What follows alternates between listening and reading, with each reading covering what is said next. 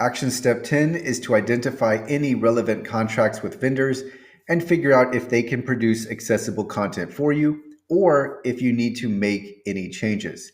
So, what this is getting at is, let's say you have a web designer who works on your website, or you have someone who uploads content to your website, or there's an agency that maintains your mobile app. Whatever the case may be, we need to make sure that these various contractors and vendors are working with us and not against us. So they need to support our efforts. So let's go ahead and read through some more parts of action step 10. It's a good idea to review your existing contracts with vendors or contractors to determine whether any changes need to be made to ensure that the content they provide or post for your state or local government is accessible. And there likely are changes that need to be made unless you've contemplated accessibility previously in your contracts. Then it continues. You also might need to work with your vendors or contractors to help ensure they understand the requirements of the rule. This is a very good inclusion because the vendors or contractors very likely don't understand just how strict the technical standard is and how important it is that you are fully WCAG 2.1 AA conformant. And so this is becoming more known in the marketplace. We're seeing accessibility being demanded and insisted upon, but it is something that not everybody is completely familiar with, and also not everybody takes this as seriously as everyone else.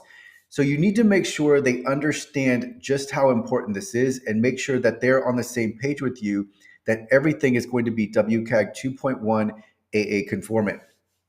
Continuing on, you might decide that you can proceed with your existing contract, or you might decide that you need to find another vendor or contractor that is better equipped to produce accessible content.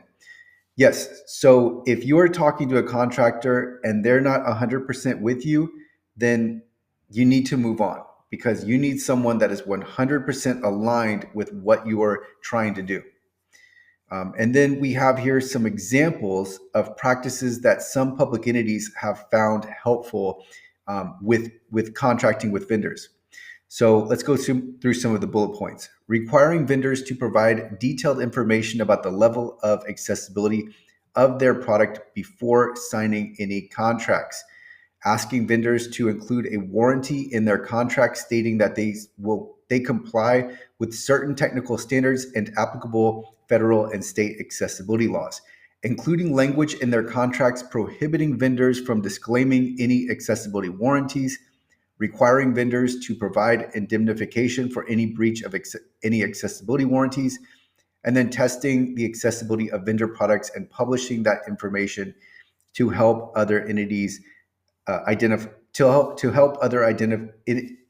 help other entities identify accessible products. So we see a theme emerging here. The most important takeaway is that in our contracts, we contract for accessibility and we contract for WCAG 2.1 AA conformance.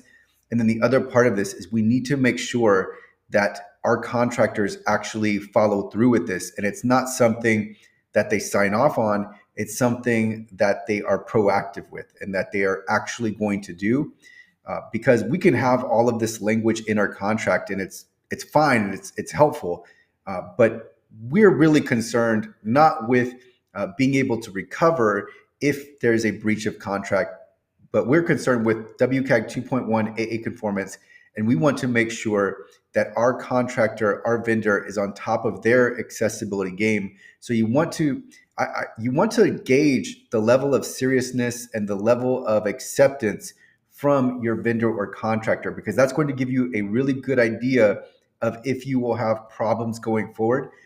But if they are completely aligned with you, then that's a really good sign. So this is something that's very important. You will need to do this. So evaluate your existing contracts with vendors and determine whether you think you can move forward with them. And if you can, then it's very likely that you'll need to update your contract language to reflect WCAG 2.1 AA conformance in all of their actions.